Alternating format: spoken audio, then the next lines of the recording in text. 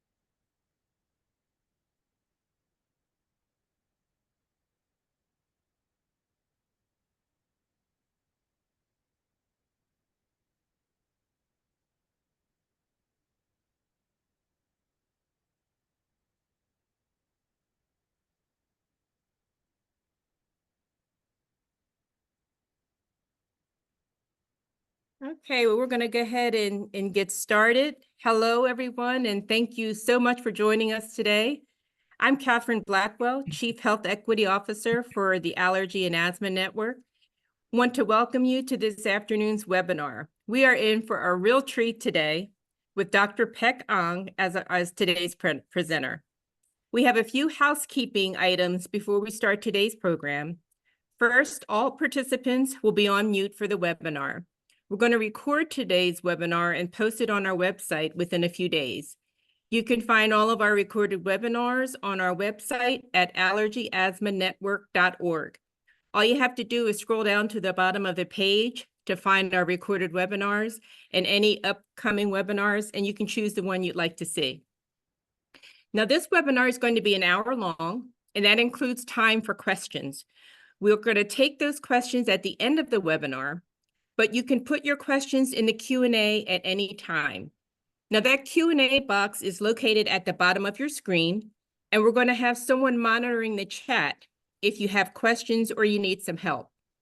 We're going to get to as many questions as we can before we conclude today's webinar. This Advances webinar is a partnership with the American College of Allergy, Asthma, and Immunology. ACAAI offers CMEs for physicians and attendance credits for all others. You can create a free account and obtain CME or attendance credits through the member portal for Advances webinar. All attendees are going to be offered a certificate of attendance, and no other continuing education credit is provided. A few days after the webinar, you're going to receive an email with supplemental information and a link to download the certificate of attendance. We're going to also try to add the link to the certificate in the chat. So let's get started. Today's topic is updates on atopic dermatitis, treatment options, and the role of biologics. Biologics are typically prescribed for people living with persistent, moderate to severe atopic dermatitis who need more than topical treatments. Biologic medications can reduce inflammation and calm the immune system in people living with atopic dermatitis. It is my esteemed pleasure to introduce our speaker, Dr. Peck Ong. Dr. Ong is an associate professor of clinical pediatrics at Children's Hospital, Los Angeles, and University of Southern California. He is an allergist with a special interest in atopic dermatitis. He's published over 100 papers in the topic, and his 2002 New England Journal of Medicine paper on antimicrobial peptides in atopic dermatitis remains as one of the most cited papers in atopic dermatitis. His recent interests in atopic dermatitis include infections, prevention, and unmet needs in treatments. Dr. Ong, thank you so much for being here, and I'm going to turn it over to you now. Great. Thank you, Catherine. So welcome, everybody. This webinar, there has been significant changes in the treatment of atopic dermatitis since 2017. So today we will talk about some of these updates.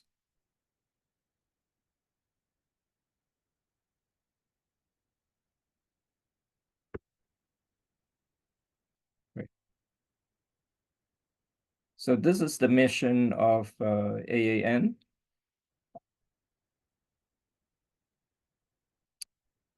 And this is my current position at CHLA and University of Southern California. And below are my disclosures and that of Catherine.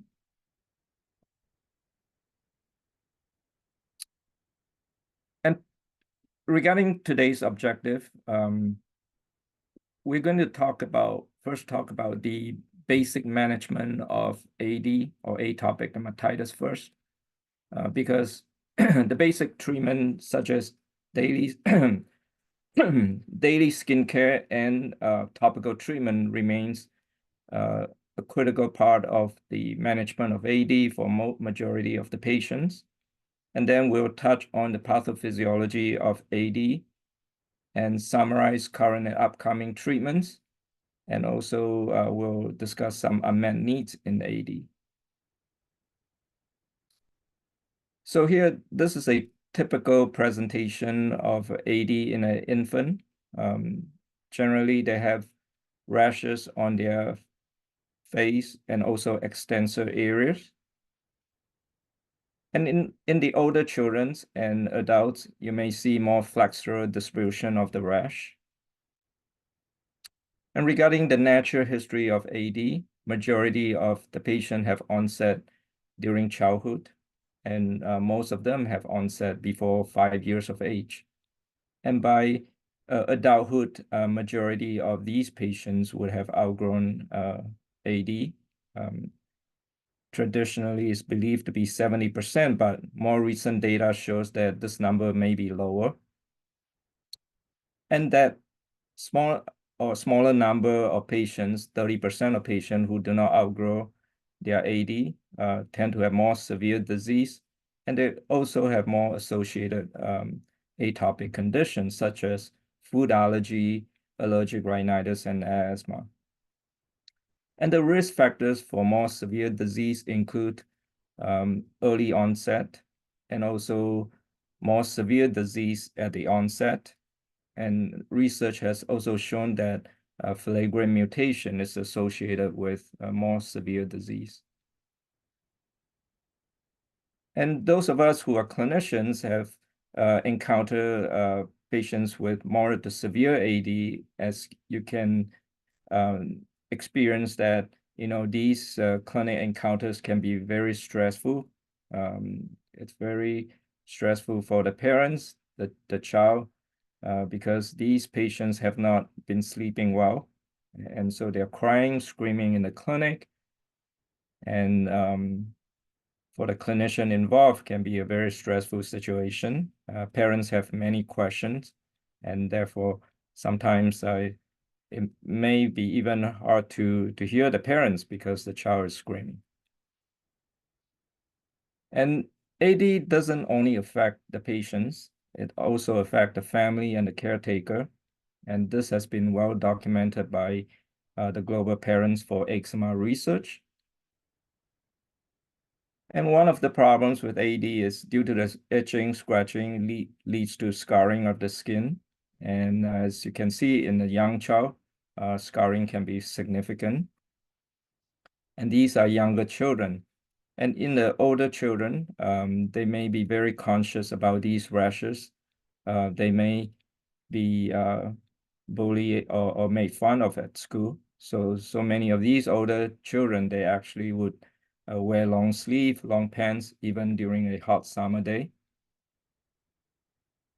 And other problems with AD, especially those with the more severe AD, is infectious complication. And this child here presents with a punch-out lesions on the face. And this turned out to be eczema hepaticum. And this child's PCR for HSV, herpes virus, is positive. And so the treatment for this is acyclovir. And this rash here can also mimic eczema hepaticum. This is indeed eczema coxsackium, which is caused by the Coxsackie virus, the hand, foot, and mouth disease. And so the diagnostic features that may give away is the patient may have some rashes on the palms, on the soles, and some oral ulcers, and so-called hand, foot, and mouth disease. And the treatment for this eczema coxsackium is symptomatic, so patient will continue routine eczema care and anti-inflammatory treatment. And this is the most common bacterial infection in eczema or AD. It's the Staph aureus infection. In this case, this patient has generalized AD, and he does have methicillin-resistant Staph aureus. So these infections will require systemic antibiotics. And it's important to assess the severity of AD because the severity will dictate the types of treatment. And there are different ways that you can assess AD based on patient reported outcomes or measures. And you can ask about sleep, itch, and ask them about quality of life, activities, school, and work. And there are some validated measures such as the POEM that you can use also. And if any of these areas like sleep, activities, school, work is affected, then we have a problem. And in terms of the clinician measure, it may include investigator global assessment, EASI or SCORE. But in general, the IGA, it's easier to use, very simple. It ranges from 0 to 4. So it's a very easy scale to use in the clinic. On the other hand, the EASI and SCORE are more time-consuming, and it's mostly used in research. But I suggest that clinicians should at least document a picture of the body surface area in the chart, because that will helps in follow up the progress of the patient. And these are the current approved topical treatments in AD, and we'll go through each of them one by one. So first, topical steroid. In general, in the moderate to severe AD, we want to at least use a mid-potency topical steroid. I put triamcinolone here as an example because this is likely the most commonly used mid-strength topical steroid. And it comes in large quantity, relatively inexpensive. And regarding proactive versus reactive approach to apply medications, in general, the proactive approach has been shown to be effective.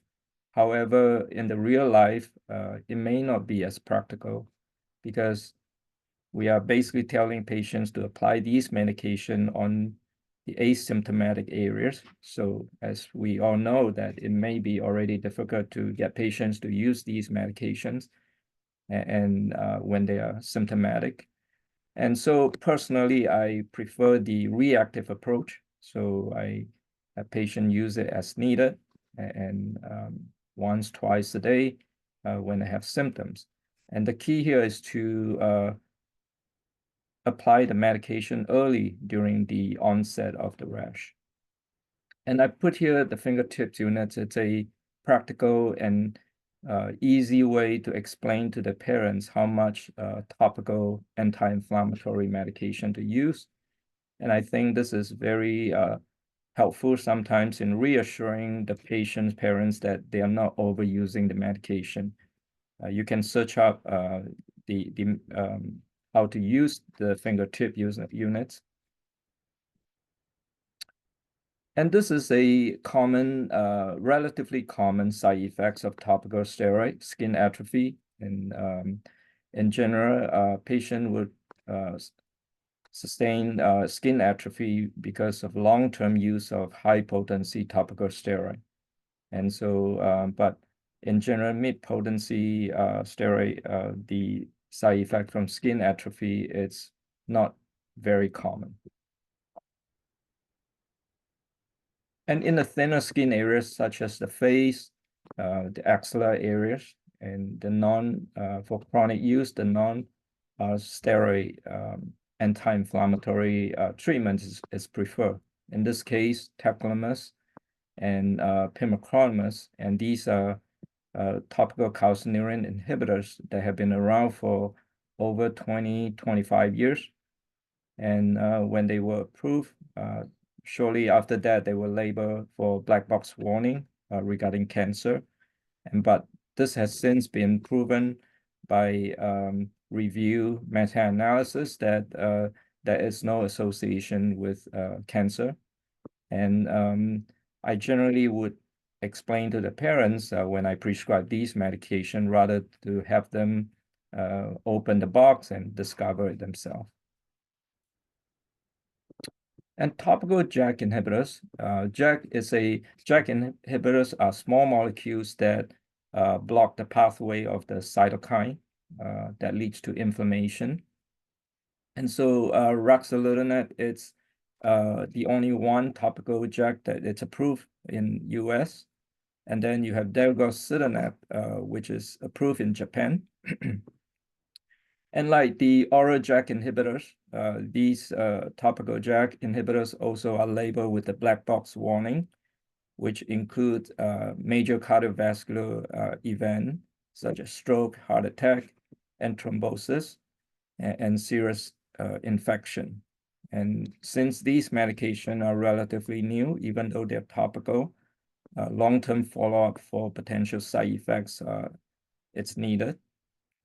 And ruxolitinib is indicated for mild to moderate AD, and for patients who have less than 20% of BSA body surface area involvement.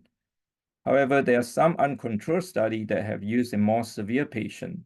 And in that study, the systemic level of ruxolitinib correlate with the amount or the severity of the AD. And so if used in more severe patient in that study, it indicates that we have to be more careful in terms of side effects. But based on their pharmacokinetics, it's still below the systemic suppression of bone marrow. And topical PDE4 inhibitors are another class of anti-inflammatory medications.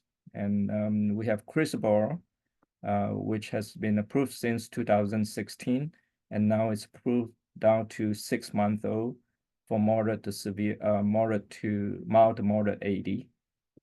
And the latest to be approved for topical treatment is the roflumilast cream, which is also a PDE4 inhibitor.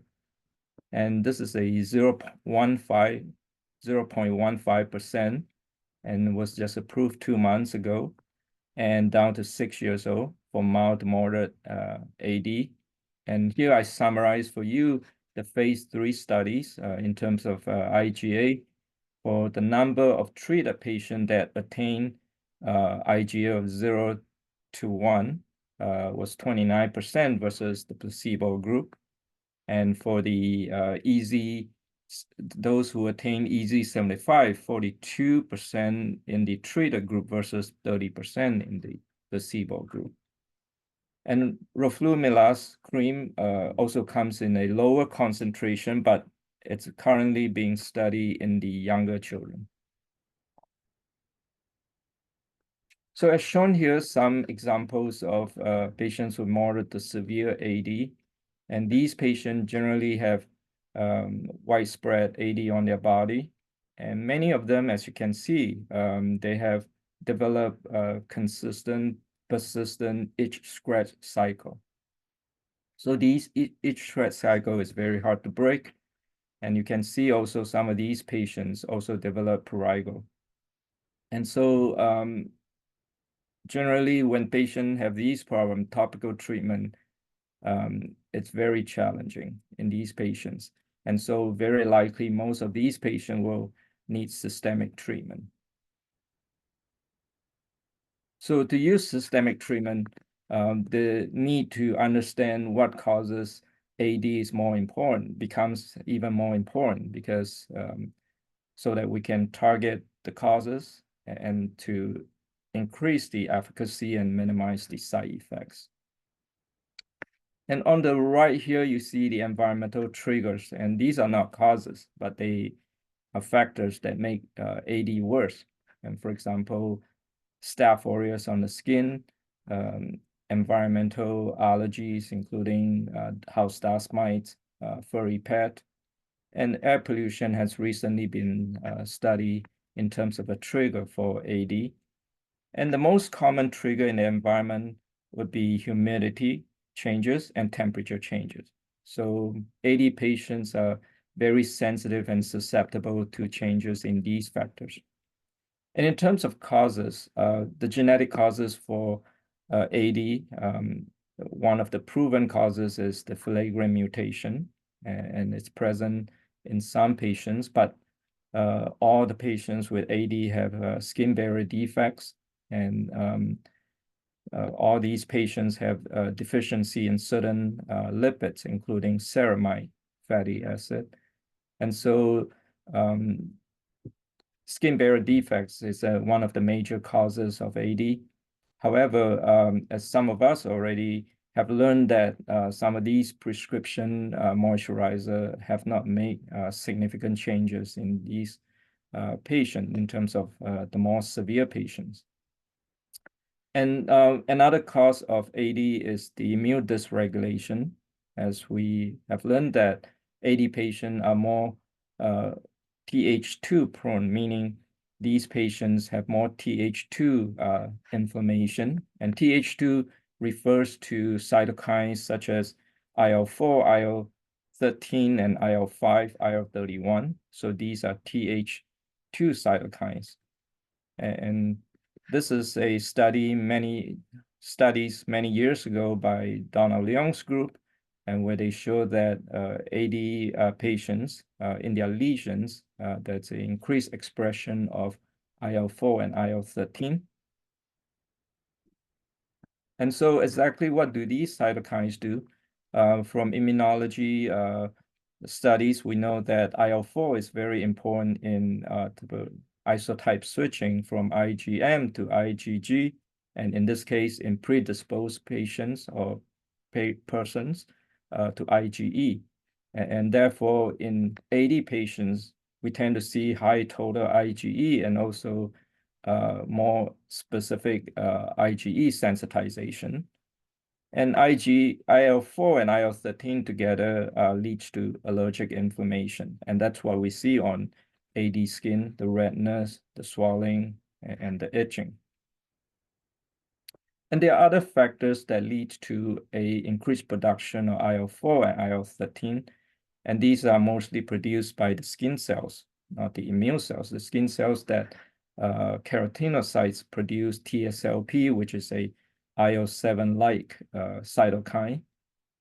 And IL-33 is also another keratinocyte cytokine, and IL-25. So these cytokines have been targeted in terms of treatment for AD, but so far the clinical studies have not been very successful in terms of treatment of AD, and likely because these cytokines, they occur or they are produced early in the pathway of AD, and by the time patient have developed moderate to severe AD, it's too late to target these cytokines. So increased IL-22 has also been shown in AD lesions. So this is a potential target, future target in AD. So currently, there are two, and since last week, three biologics that are approved for AD. Dupilumab has been approved since 2017. It targets the IL-4 alpha receptor, which blocks both IL-4 and IL-13. And it has been now approved down to 6-month-old patients with moderate to severe AD. And tralokinumab binds to IL-13, targets IL-13, and has been approved since 2021. and it's been approved down to 12 years old. And just last week, we have lebrikizumab approved. It's an anti-IL-13 down to 12 years old. I didn't put this here because this slide was made before that, but I will talk about that also. So this is one of the crucial studies that led to the approval of dupilumab. This is the phase 3 chrono study that went on for 52 weeks. Well done study, has a placebo control. And as can be seen here, the treated group, they almost 70% of patients attain EASI-75 throughout the 52 weeks as compared to the placebo. And that's no difference in terms of efficacy between the Q week versus the Q2 week groups. And since then, we have had 5-year data of the dupilumab study. So this just got published. It shows the 5-year open label extension study of dupilumab. As can be seen here, one of the highlighted box here, EASI-75. By 5 years, up to 90% of patients continue to attain EASI-75 from their baseline. And also, similarly, a high percentage of number continue to attain their IGA of 0 to 1, which is mild AD. And over the 5 years, these are the side effects that was shown. I highlighted the conjunctivitis because that's one of the most common side effects. And in the 5-year extension study, if you combine the conjunctivitis and the allergic conjunctivitis, it's about 20%. And I think in real life, I'm observing much less conjunctivitis than this 20%. Likely, my population is probably mostly younger patients. And then down there, you have the more severe eye side effects, keratitis, and that's about 1 to 2%, and which correlate to my observation. I had 1 or 2 patients that would have to discontinue dupilumab due to severe eye condition, but the rest of the patient, they normally can continue dupilumab with just eye treatment. And this shows the 5-year data on how many of these patients continue to use topical treatment. And as you can see here on the third column, majority of these patients, almost 60%, will still need some treatment with topical steroid or topical calcineurin inhibitors. And this also correlates with my clinical observation too, that majority of the patient on dupilumab, they still require intermittent treatment with topical anti-inflammatory. And I usually see these patients, their persistent areas are in the flexural areas, like their antecubital or popliteal areas. The typical eczema areas tend to be more persistent.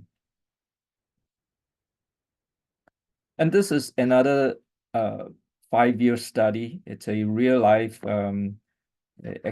study up to 5 years for dupilumab, and this was in Netherlands. And according to their data, up to 5 years, almost 80% of these patients continue to be almost asymptomatic with an EASI score of less than 7 and also itch of less than 4.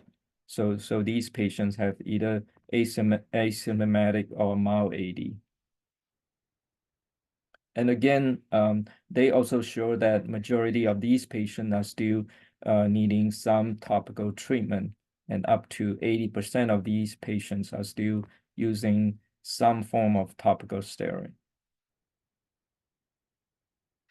And in terms of side effects, in the real-life study, according to their data, about 7.6 patients discontinued due to adverse effect, and some due to eye disease, and a few due to joint muscle pain.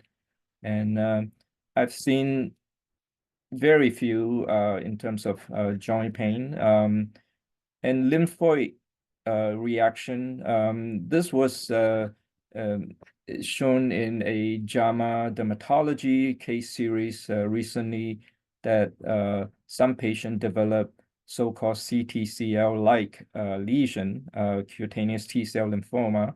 However, on biopsy, it turned out that these patients had a benign lymphoid reaction that eventually resolved when dupilumab was discontinued.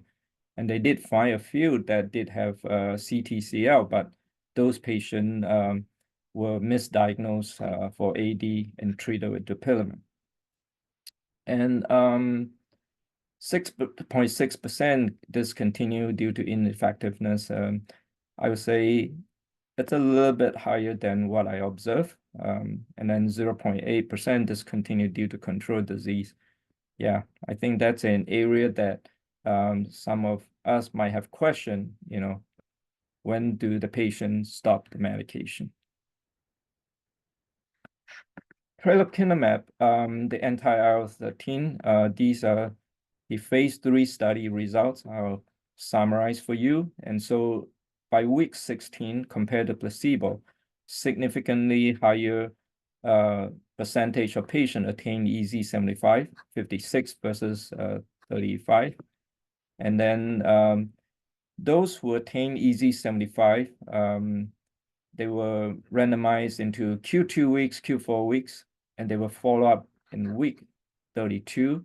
And by then, overall patients, 70% of these patients attained EZ75.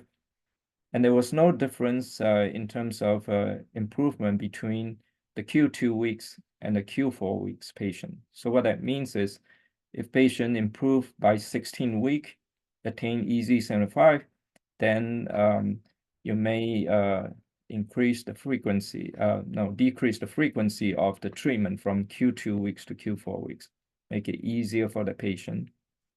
And I show here on the right here the graphs showing that the tralokinumab has also been studied in the older adults.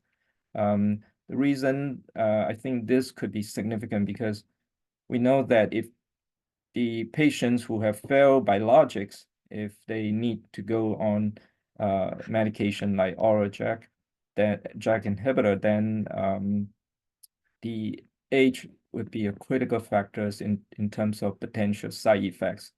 So in this case, tralokinumab, it's also effective in the older adults. And these are some of the biologics in the pipelines. As I mentioned earlier, lebrikizumab just got approved last week, and we'll show some data in a minute. And then nemolizumab, which blocks IL-31, which is a cytokine that leads to itch, and it's being evaluated by FDA regarding approval for AD and also prurigo nodularis. And then the last two, they are anti-OX ligand or anti-OX receptor, 40 receptor. And these are potential biologics that are being studied for AD. And then below here, another anti-IL-13 that has been published as a phase 2 study recently. So these are some of the crucial phase 3 study for lebrikizumab and Advocate 1 and 2. This is up to 16 weeks placebo control. As can be seen here on the graph on the right, almost 59% of patients attain EZ75, and that's similar to that of dupilumab as compared to the placebo. And the side effects in the 16-week study, conjunctivitis is about 7%. So this is a 16-week. And also interesting that just like tralokinumab and dupilumab, it's been shown that anti-IL-13 or anti-IL-13 and IL-4 medication have been shown to decrease bacterial skin infection. And one of the benefits of these medication, because the Th2 inflammation predisposed to more infection. And so lebrikizumab also has 52-week data. So their study design is very interesting and does provide very useful data. And so what happens is at 16 weeks, those patients who attain EZ75, they were randomized to 3 groups, and one group will receive every 2 weeks, and then another group will receive every 2 weeks, or every 4 weeks of lebrikizumab, and then the third group will be placebo. So they stop lebrikizumab once they attain EZ75. So as can be seen here, about 80% of patients who continue on lebrikizumab continue to maintain that EZ75, and similarly to maintain the anti-itch effect. And so the placebo significantly lower, only 66% attain the EZ75 and the anti-itch effect. But if you look at it the other way, it's kind of also interesting that by 16 weeks, if they attain EZ75, about 65% of these patients continue to be okay, maintaining their EZ75. And if you look at their EZ90 data, which is also very useful, so of all those patients who attain EZ75 at 16 weeks, about 60% of them already had EZ90, meaning these patients essentially are asymptomatic, at most a very mild AD. And as can be seen here, the 40% of the 41.9% of these patients who initially had EZ75 EZ90 continue to have mild AD at 52 weeks. Useful data. And so what are the comparison between all these biologic and immunomodulators? And this is a study meta-analysis that compare all the available systemics to dupilumab. The middle line here is dupilumab. And so as can be seen here, the Orajak, abrocitinib, and upadacitinib, they are more superior in terms of efficacy compared to dupilumab. And then tralokinumab, baricitinib are less effective than dupilumab. And this is a more recent comparison by the same group, and that includes lebrikizumab. So lebrikizumab seems to be equal in terms of efficacy compared to dupilumab here in the middle line. And again, the other systemic were reproducible. And in terms of Orajak, even though our talk today is on biologic, I will mention briefly about these medications. The control study up to 12 to 20 weeks with placebo control shows that there's a higher rate of side effects in terms of nausea, acne, and herpes zoster, and that's compared to placebo.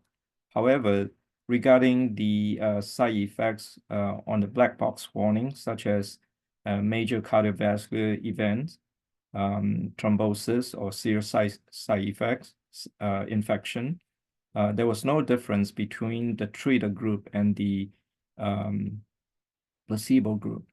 And therefore, for short-term use, I think these medication remain a viable alternative for patients who have failed or who are not able to use biologics. But in long-term use, we need to continue to monitor. Current data suggests that age, in terms of patients older than 55, 65, especially patients with already risk factors, they are more susceptible to those side effects. And this is a unmet need area. It's the topical treatment, especially in younger children. Again, biologics may be effective, but it's not always the easiest medications to use. It's an injection, so not most friendly to children. And so I think the unmet needs in topical treatment remains to be pursued. And one of the medication, tapinarof, which is a aryl hydrocarbon receptor that increase skin barrier, and it's being evaluated by FDA for treatment. So the mechanistic based type of treatment, especially topical, is also important. And we'll see more of these treatment coming in the pipeline.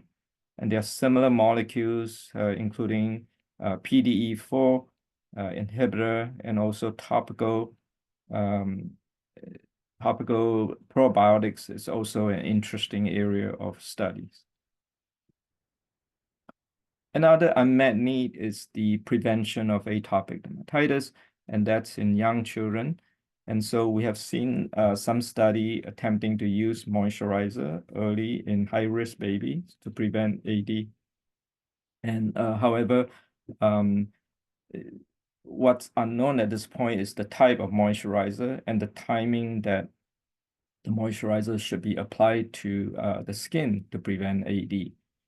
And there are also studies using topical anti-inflammatory medication and probably in the future systemic. However, these medications can be associated with potential side effects, and therefore we need a very accurate methods to measure, to predict which babies will develop AD. So skin tape method has been used because it's non-invasive, and there are other methods in the pipeline. So I think that's the end of my talk.